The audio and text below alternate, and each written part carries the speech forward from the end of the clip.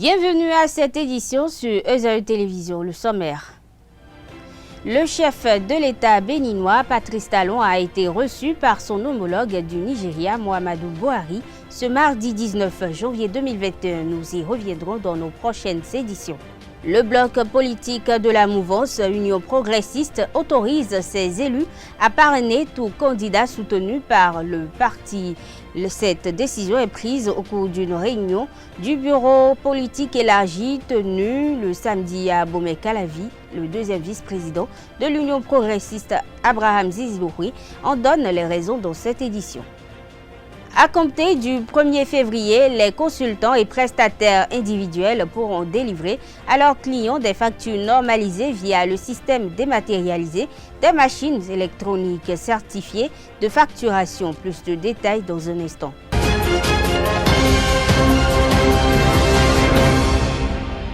Bonsoir à toutes et à tous. Le président béninois Patrice Talon, suivi d'une délégation de son gouvernement, s'est rendu au Nigeria dans la matinée de ce mardi 19 janvier. Sa visite chez Muhammadu Buhari intervient après la réouverture des frontières du Nigeria avec ses voisins, dont le Bénin. Selon plusieurs médias nigérians, le tête-à-tête entre les deux dirigeants s'est déroulé loin des caméras à Assovilla, la présidence nigériane. Rien n'a filtré sur l'objectif de leur rencontre, soulignent les médias nigérians. Mais les deux chefs d'État ont probablement évoqué la question de la réouverture des frontières nigérianes ainsi que l'engagement des deux pays dans la lutte contre la criminalité transfrontalière. Les responsables du parti politique Union progressiste demandent à leurs élus de parrainer uniquement les candidats soutenus par un parti politique régulièrement enregistré. Une décision prise au cours d'une réunion politique le samedi 16 janvier dernier.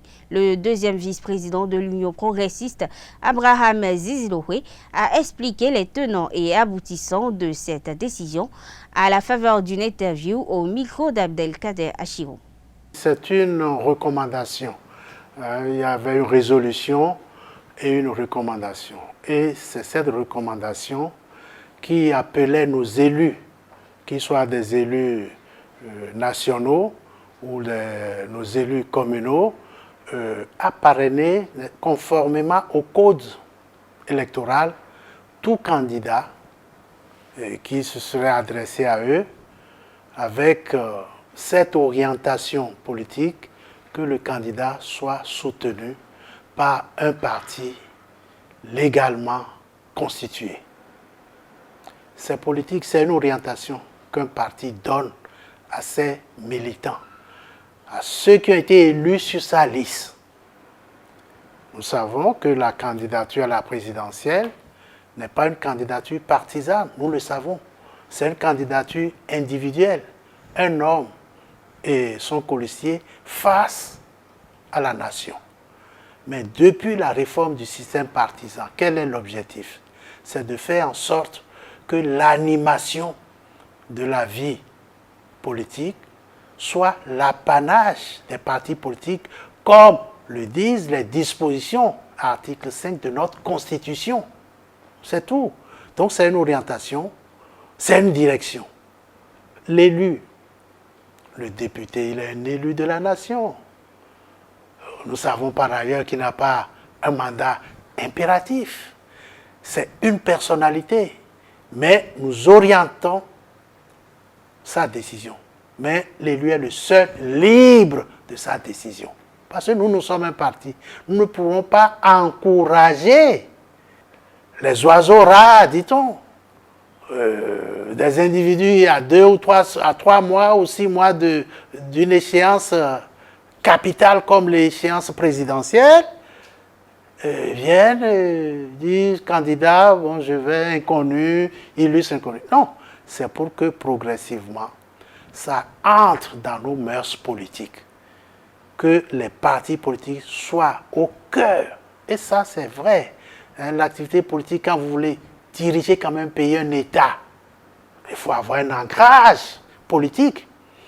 Et ce parrainage-là n'est pas isolé de l'ensemble de la réforme. Nous avons exigé pour les députés leur représentativité. Nous avons exigé pour les maires, leur représentativité, c'est le seuil de 10%. Et pour la fonction la plus élevée dans l'État, vous pensez qu'on n'aura rien à exiger pour cette personnalité-là? On exige pour les députés, on exige pour les maires, et on n'exigera rien pour le président de la République. C'est le sens de la réforme. Cette affaire de parrainage de 10% des élus nationaux ou communaux ou municipaux, c'est l'équivalent du seuil de représentativité pour les députés, pour les maires. Donc, c'est un ensemble. La réforme est un ensemble. Les gens lisent la réforme de façon partielle et parcellaire. Non, c'est un tout. On ne peut pas exiger à des étapes, je ne dirais pas inférieures, mais quand même, députés, maires, et par rapport au chef de l'État, rien. Non, ce serait trop facile. C'est pour ça que nous avons donné une orientation à nos élus, mais ils sont les seuls à le faire. Hein? C'est une orientation, c'est une recommandation. Nous les invitons. C'est une invite. Hein? Ce n'est pas une décision. Non, ça, c'est une orientation politique. Et c'est le devoir des partis politiques, n'est-ce pas, d'orienter, donner l'orientation politique à ces élus. Restons avec Maître Abraham Ziziloué qui, au cours de son intervention, a abordé la question de compétence de la Cour constitutionnelle. Il a expliqué au micro de notre reporter pourquoi la Cour des 7 sages s'est déclarée incompétente face à la requête sur le parrainage. La Cour constitutionnelle, comme toutes les autres cours ou toutes les autres juridictions, ont ce qu'on appelle une compétence d'attribution. Je ne sais pas, une compétence d'attribution, ce qu'on dit rationner matériel, c'est-à-dire la matière pour laquelle vous êtes apte légalement à en connaître, à instruire, à juger. Si vous n'êtes pas matériellement apte, mais vous dites que vous êtes incompétent. Il n'y a rien de péjoratif là. On dit que les décisions de la Cour constitutionnelle sont sans recours, qu'elles s'imposent à tout le monde, pouvoir public, juridiction. Mais de quelle décision il s'agit? C'est les décisions dont la Cour a compétence, a attribution. Si on amène une affaire à la Cour, et cette affaire n'est pas dans sa compétence, dans ses pouvoirs, dans son attribution, mais la Cour dit je suis incompétent. Alors la dernière fois, la question de parrainage, c'est une volonté du constituant, du pouvoir constituant.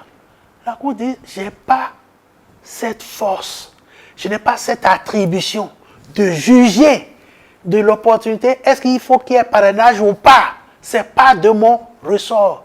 Je n'ai pas cette force, cette qualité, c'est ça l'incompétence, ça n'a rien. On a dit, ah quoi, c'est pas possible. Parce qu'on a été habitué,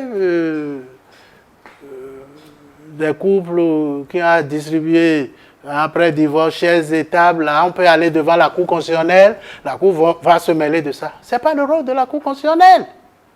C'est ça que beaucoup de gens ne comprennent pas. Toutes les affaires ne vont pas devant la Cour constitutionnelle. La Cour constitutionnelle a une compétence d'attribution, se dit rationner matériel, selon la matière. Il y a la compétence rationnée personnée, selon les personnes qui sont en jeu, rationner loti, selon les... Donc, la compétence, c'est ici, ça s'agit de compétence d'attribution. Ce que le constituant a fait, qu'il soit originel ou dérivé, ce n'est pas le rôle de la Cour constitutionnelle. C'est ce qu'elle a dit. Ah, on a crié. Ah, pourquoi? Donc, pour ceux-là qui trouvent que la Cour ne doit pas dire ça, veut dire qu'il n'y a que la Cour constitutionnelle comme la seule juridiction au Bénin. La Cour, nous connaissons son rôle, c'est contrôler la conformité de la loi, les procédures pour une loi. On connaît, les dispositions de la Constitution sont là, la Cour vérifie, contrôle de constitutionnalité. Elle est compétente pour ça. Droits de l'homme, liberté fondamentale. Elle est gardienne de ça. Elle est compétente pour ça. Les élections, le référendum, l'élection présidentielle, législative, la régularité du scrutin, elle est compétente pour ça. Et une dernière compétence, la régulation. Quand le fonctionnement des pouvoirs publics ou des institutions sont bloqués, la Cour constitutionnelle pour débloquer. C'est ça, la régulation. L'affaire de parrainage, c'est le pouvoir constituant qui veut, qui a l'opportunité, qui dit, on l'amène à la Cour, dit, c'est pas de ma Cour. Qu'est-ce qu'il y a d'extraordinaire? Rien du tout. C'est le b.a.-ba du droit. C'est en première année, c'est pas une affaire d'agrégé de docteur. C'est les premières notions. Tout juriste, publiciste ou privatiste qui commence les études de droit, le premier cycle, la question de compétence. Les formes, les délais, c'est l'autre affaire de prestation de serment, de date. Là encore, une grosse bévue. On ne peut pas mélanger la technique juridique à des positions politiques. On ne peut pas. Moi, j'ai toujours dit, je suis juriste, mais je suis homme politique. Quand j'interviens sur une question technique, il y a ce qu'on appelle le dédoublement fonctionnel.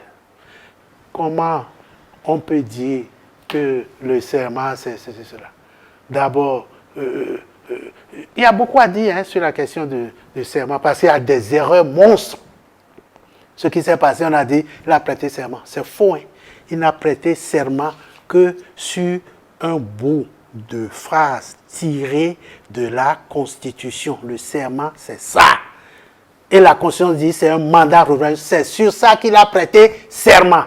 Que les gens confondent avec le discours d'investiture. Un discours d'investiture, c'est la suite des promesses de campagne. J'ai dit ci, j'ai dit ça. Maintenant, je suis président, je vais. C'est deux choses distinctes que les gens mélangent pour dire qu'il a prêté serment, il a violé. C'est faux.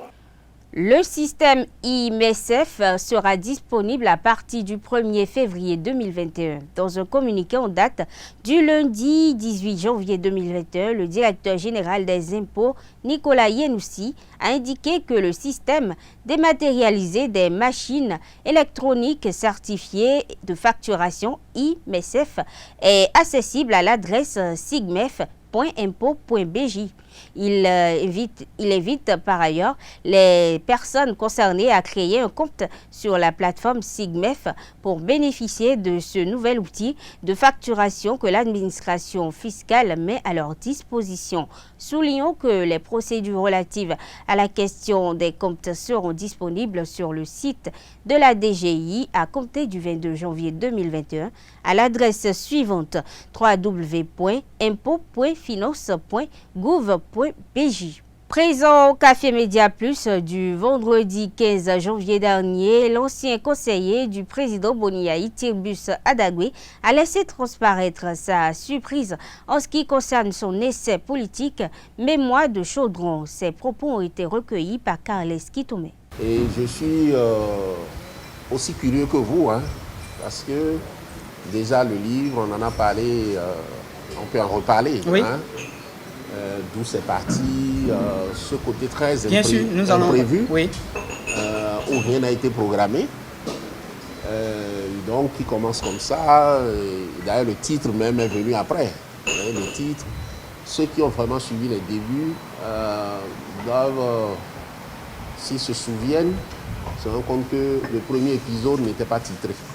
Et je crois même le second, c'est à partir du troisième que le titre Mémoire de Chaudron est venu. Donc, il y a eu ce côté spontané qui certainement a joué son rôle. Je ne peux pas tout attribuer à ça. Et moi-même, je ne peux pas vous dire que je maîtrise tout. Parce que ceux qui s'intéressent, c'est les autres. Et c'est eux qui peuvent dire pourquoi est-ce que, malgré que, comme vous le dites, ils ont la compilation des épisodes sur leur ordinateur. D'ailleurs, la plupart des gens qui achètent le livre, Oui. c'est surtout ceux qui l'ont lu. C'est ce qui est bizarre. Je me rappelle qu'avec l'équipe avec laquelle nous avons travaillé sur le projet du livre, on avait souvent buté sur la question de savoir, mais Alors, puisque les gens ont déjà le document, alors quel intérêt ils auraient à acheter le livre? Alors, sur cette question, à un moment donné, on s'est dit, bon, alors, à la guerre comme à la guerre, on y va. Puisque les gens demandent le livre, il faut faire le livre. Parce qu'en réalité, moi, je n'ai jamais été très pressé de faire un livre. Le dernier épisode a été publié en fin juillet 2018. Et le livre est sorti pratiquement 2 ans plus tard, plus de 2 ans plus tard. Alors, vous imaginez que si faire un livre était vraiment ma préoccupation, attendre 25 mois, 26 mois, alors que j'avais des propositions d'éditeurs qui étaient prêts à éditer le document à compte d'auteur. D'ailleurs, vous avez souligné les éditeurs de l'ombre. Informel, oui. Qui, à un moment donné, c'était... Très bien. Donc, c'est une question. Que vous-même, vous n'arrivez pas. Voilà. Oui. Pourquoi? D'ailleurs, moi, j'ai eu du... Moi, je n'ai compris le succès de Mémoire du Chaudron qu'après... Parce qu'il y a après l'épisode 20. Parce que jusqu'à l'épisode 20, je me disais quand même qu'il y a des gens qui lisaient. J'écris, les gens lisent. Mais je n'ai pas mesuré l'ampleur. Alors, c'est quand j'ai... Parce qu'à partir de... Quand j'ai publié l'épisode 20, j'ai arrêté d'écrire pendant une dizaine de jours. Oui. Mais ce n'était pas prévu pour durer 10 jours. En fait, j'avais une lassitude. Donc, j'avais arrêté d'écrire, c'était tout. Et donc, c'est dans ce moment-là de disparition des publications que j'ai commencé par me rendre compte, à partir des demandes vraiment très insistantes de personnes insoupçonnables et tout, j'ai commencé par me rendre compte que tiens, donc c'était pas forcément sur le forum où je mets ça, c'était pas que là, et qu'il y en a qui, au Bénin ou à l'extérieur, se le partageaient. Donc c'est à partir de ce moment que j'ai vu un peu la responsabilité. Au cours de la rencontre, le promoteur de la chaîne panafricaine Digital Black Music, DBM, autrefois producteur de l'artiste Dibi Dobo, a levé un coin de voile sur la collaboration avec cet artiste majeur de la scène de la musique urbaine béninoise. Il est au micro de Carles Kitome. Il y a eu ce choix de Dibi Dobo qui s'est, je vais dire, très bien passé, en tout cas au niveau du travail artistique, humain, etc. Et on a bien travaillé, on a fait le tour de l'Afrique jusqu'à l'emmener à Paris. J'ai organisé, on va dire, une tournée dans la communauté, sur tout le territoire. Et je pense que ça lui a ouvert les portes. Après, bon, ça s'est, on va dire, ça s'est mal fini. Entre guillemets, à tout moment, si vous voulez, il peut venir s'asseoir là, je vais être là. Oui. On est dans un métier où on ne forme pas les artistes, on ne les prépare pas au succès, ni eux, ni leur environnement. Et ça devient problématique à un moment donné parce que ne connaissant pas les rouages, les principes de ce secteur, souvent on se fie à l'apparence. Et l'apparence ne correspond pas à la réalité. Bien sûr. Et du coup, un artiste, même s'il est en lumière, il y a un décalage entre le moment où il est idolâtré et le moment où il va devenir une machine à cash, une machine à générer des revenus. Oui. Et on peut être au top aujourd'hui, adulé par le public, Bien sûr. mais sans représenter réellement de valeur marchande ou valeur économique. Quand il est au sommet, ça veut dire que le producteur, parce que je n'étais pas son manager, j'étais son producteur, investit de l'argent dans son développement, dans son image, pour le propulser, le faire apprécier. Lui, il a son talent et nous, on a le talent du reste. Et donc, on investit. Et quand vraiment ça a pris, c'est là qu'on commence à générer du revenu à travers des spectacles, la vente de CD, les streamings, etc. Ou même qui deviennent des brand ambassadeurs de marques, etc. Mais il y a un décalage, en fait. Il y a le temps de la starification, le temps de l'acceptation de tout l'écosystème économique qui vont juger qu'il y a un intérêt à s'adosser à cet artiste. Et maintenant, investir. Et c'est là qu'on va commencer à retomber sur nos frais. Et avec Djiby, en vérité, déjà quand je l'ai pris, je ne veux pas être médisant, mais lui sait où il était. Et je l'ai mis dans des conditions raisonnables. Tous les mois, je lui donnais, on va dire, un salaire. Alors que je n'ai fait jamais ça à Paris ou ailleurs. Il a été victime, selon moi, de son succès. Parce qu'à un moment donné, le succès était tellement élevé, et c'était en dehors d'Angélique Kidjo et certains artistes, je crois que c'était un des premiers, et à rester en plus dans son environnement. Donc il y a beaucoup d'influences, je ne vais pas dire négatives, mais les gens s'imaginent des choses, et ceux qui ne participent pas à l'aventure, ils ont quand même envie de croquer dans le gâteau. Donc ils vont lui monter aussi la tête, lui dire « Ah, mais comment ça se fait que tu passes sur Trace TV, tu passes là, tu voyages là, mais tu n'as pas encore ta voiture, tu n'as pas ci, où est ta villa, tout ça. Mais il est en train de manger ton argent, ils te veulent. » Alors que moi-même, je galérais sur son projet, parce que je n'avais pas de partenaire sur son projet. Je n'étais pas au meilleur de ma forme quand j'ai pris le projet de Djiby, parce que l'industrie du disque était en crise. Les maisons de disques avaient rendu les contrats à tous les labels indépendants, alors que nous, on a connu, je ne vais pas dire l'opulence, mais en tout cas, notre travail a toujours payé du premier jour. Je me suis mis dans la musique jusqu'à cette fameuse crise de la dématérialisation de la musique, où on est passé au streaming, au téléchargement iTunes, etc. Et donc, on était, nous, dans cette ère-là. Donc, tout ce qui se passait sur Djiby, en fait, c'était de l'investissement pur, de l'utilisation de mon réseau, de médias, etc. Donc, je lui faisais profiter parce que sur ce projet, je ne travaillais pas pour Djiby, je travaillais pour le Bénin.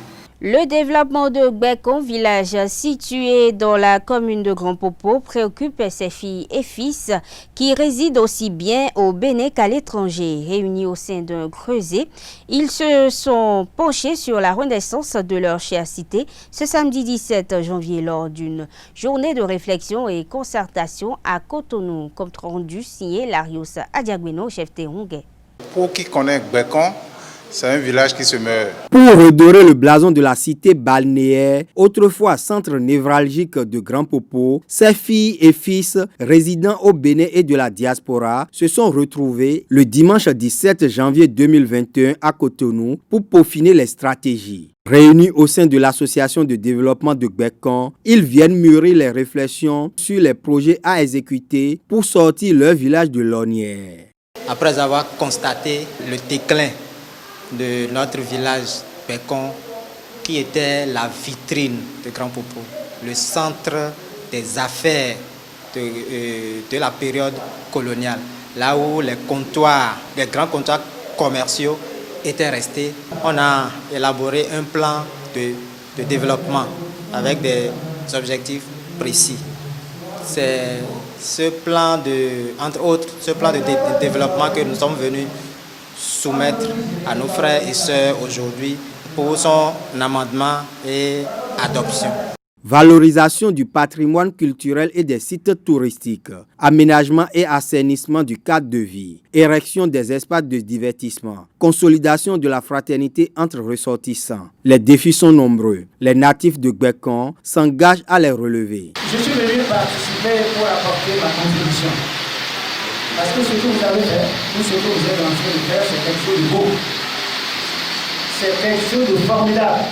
Et nous devons, autant que nous sommes, de partir, d'apporter notre contribution, même si c'est petit. Ça permettra à notre village d'évoluer, de se développer. Et ça nous permet aussi de se réunir chaque fois pour des questions de développement de notre pays. On dit vulgairement chez nous que si tu veux être aidé, il faut que tu commences par t'aider toi-même. Alors nous avons assez de projets dans notre village parce que pour qui connaît Gbekon, c'est un village qui se meurt. Aujourd'hui, il y a eu beaucoup de choses qui ont été dites, qui sont très concrètes, qui sont vraies, que chacun de nous pense, mais on vient les regrouper ensemble. C'est vrai qu'on ne peut pas vouloir la jeunesse parce qu'ils n'ont jamais fait ces choses-là, mais ils ont eu l'initiative. La diaspora aussi est disponible, mais tous ensemble, je crois qu'on va y arriver.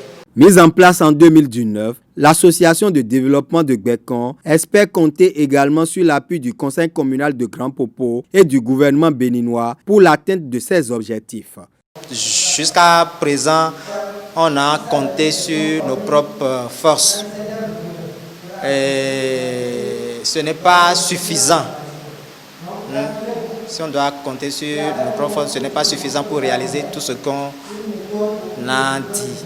Mais on voudrait quand même porter la charge aux genoux en attendant que les personnes extérieures, le gouvernement, la commune, les bonnes volontés, les ONG et tout ne viennent à notre aide. Les bases de la renaissance de Gbekon sont jetées. Aucune pierre apportée à la reconstruction de la cité balnéaire ne sera négligeable.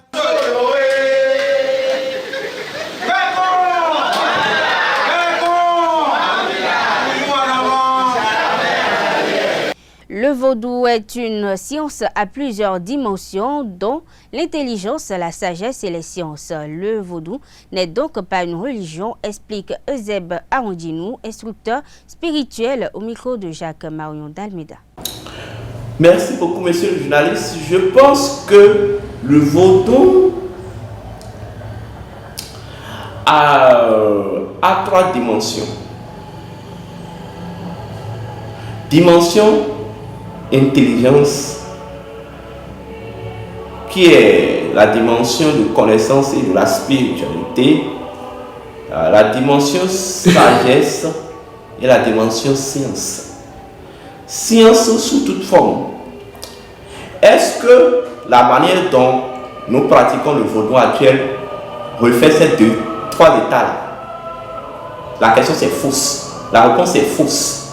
Parce que quand nous voyons comment nous présentons le vaudou aujourd'hui, c'est comme si le vaudou est une religion, ça s'arrête là. Et je pense que c'est faux. Au-delà même le vaudou ne peut pas être une religion, ça nous allons venir. Mais au-delà de l'aspect que vous présentez du vaudou, le vaudou est à la fois science, sagesse et intelligence.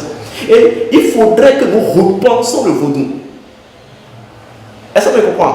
Au-delà de la dimension culturelle, et de la dimension culturelle que je trouve même dont les gens d'avoir un seul vaudou. Le vaudou est primordial.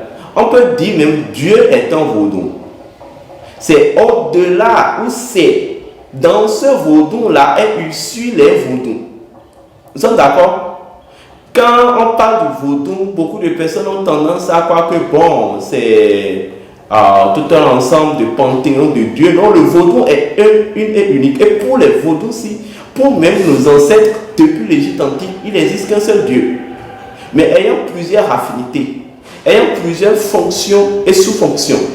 Et c'est cette fonction et sous-fonction qu'on appelle les vaudous. Et maintenant, quand vous prenez le 10 janvier, le 10 janvier n'a pas été choisi au hasard. Car lorsque vous remontez, même en Égypte antique, comme je vous l'ai dit, il y a le vaudou. Et le vaudou, en tant que, je dirais, code ou champ transcendant, vous voyez, et temps substantiel de Dieu, est reparti ou est fondé sur deux natures. Vous voyez, ou deux aspects. Nous avons l'aspect ascendant et l'aspect descendant. Je vais expliquer pour que tout le monde comprenne. L'aspect ascendant, c'est ça que les Égyptiens ont appelé le Noun. L'aspect transcendant, l'aspect descendant, c'est ça qu'ils ont appelé le Nouné. Dans la tradition Sidiadiatado, on parle de l'aspect, les divinités originaires, c'est-à-dire l'aspect originaire qui est les Haïdiens, et l'aspect descendant qui est les Hunoté. Ce sont les deux aspects fondamentaux ou fondamentaux du vaudou. Et les Haïdiens, nous avons 10 divinités, nous avons 10 principes au niveau des Haïdiens. Nous sommes à la fin de cette édition, mesdames et messieurs. Merci d'être restés à nos côtés. Bonne soirée à toutes et à tous et à très bientôt.